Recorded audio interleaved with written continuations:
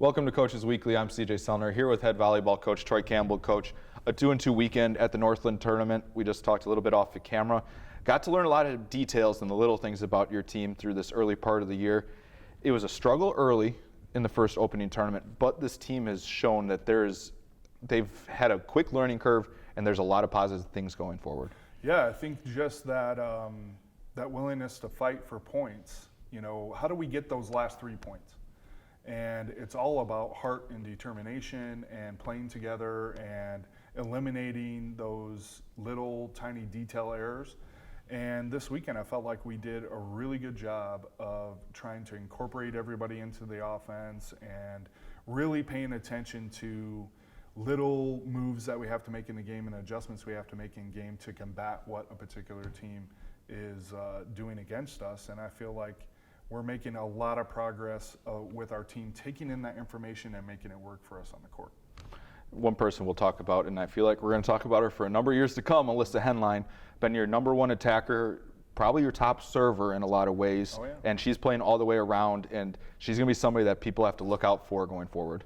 Well, I think that, Alissa is coming in as a freshman, impact player for us. She's the only player that is playing all the way around.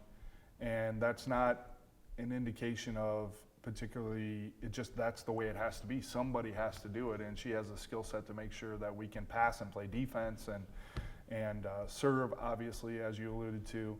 I think we're 1-2 in serving in the conference right now as far as the matches played. We've got the top two servers in JB and Alissa. And, you know, her impact on particular plays just cannot be overstated.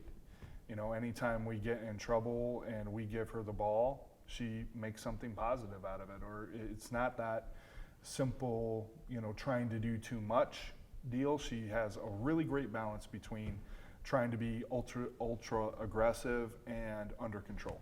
And we're just really happy with what she's doing so far. And that's complementing a great group of attackers that you brought back. You talk about Shannon Stamp, Julie Spitelli, Jalen Johnson, who had 8 kill, no error performance. That group is becoming pretty dynamic and gives people a lot of fits because they have to choose who they're going to really try to shut down on a particular match. And that's going to lead to a lot of opportunities going other ways for different people. Oh, yeah, no doubt. I think that the completeness, let's say, of our lineup is where our strength is. So having viable attackers at every position, and I want to also mention in that mix the other two, which would be Tori Steele, and you've got Caroline Gibbons, who ended a game against Northland on a big A, which she's been struggling with.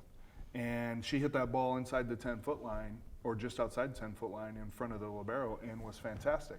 And if all of our people are threats and we can move the ball effectively all the way across the net, then of course we become more complete and more dynamic. And I think that's what showed against North Park when we played them.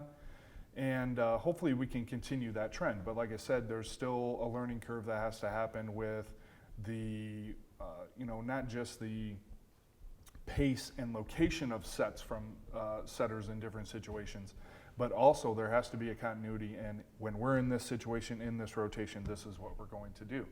Because with all of those attackers comes ultimately a ton of options.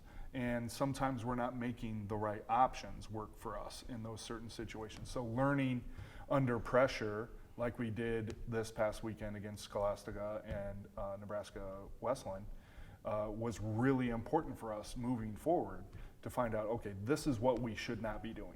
This is what we should be emphasizing in these pressure situations. So I was glad that we got to learn some of those lessons too. You took Tori and Caroline out of my mouth because I really want to talk about their ability to block at the net, because I thought personally in that North Park match, that's where you guys kind of took that match over, especially in the early goings. That block gets going, teams have to try to do something different, and when they get out of their game, that's when your group really thrives. And I think those two are really kind of leading that charge, especially Caroline in the middle. Oh, yeah. I think for her to have comparable numbers to Shannon in blocking thus far really says something about what she's capable of doing. And we still have details to work out on what we're doing. I think we can be even better than what we are now, even though we're the best we've ever been blocking a ball. And so Caroline's moving quickly, making good decisions. I think our game plan is a lot better. I think they're thinking out what's going to occur, and we're more prepared, and we're not just standing around and reacting. And then you have, people like Julius Patelli and Tori on the right, who are big dynamic players that you have to deal with now. And it's not just, just hit it over that player. It's not going to be that anymore. You can't hit through them and you can't hit around them. You're going to have to do something special. And that puts a lot of pressure on an outside attacker. And I think that's what happened, let's say, against North Park again, is we put a lot of pressure on them and they made some errors, which is, obviously what we want to be occurring is free points for us when we don't have to do anything. So. They're working extremely hard. They're working on the details to make us even better. And I think that's the biggest point, is just make sure that we're focusing on moving forward instead of remaining stagnant. And they're doing an awesome job so far. You kind of took some of the words out of my mouth. Going into this weekend, details I feel like is something you'll be working on. But overall, it's your final 4 matches to kind of iron out those details before a big rivalry match comes next week. Just what are you looking for this weekend with 4 matches to kind of get things finalized for you? I think it's just about, playing consistently. Can we point in and point out, give that same effort mentally and physically? And can we convert in situations that are tough? Because once we hit that conference schedule next week, those teams aren't going to be in there to lose these matches. They're so important. And that pressure for us is something that we haven't done well with in the past, and we're hoping to overcome those obstacles this year. So hopefully we get put in some of those situations this weekend, and we're able to show ourselves like we did against North Park, quite frankly, when we got into the 5th game. And that situation where it was 14-13 and we call a timeout and we say, this is what we want to occur.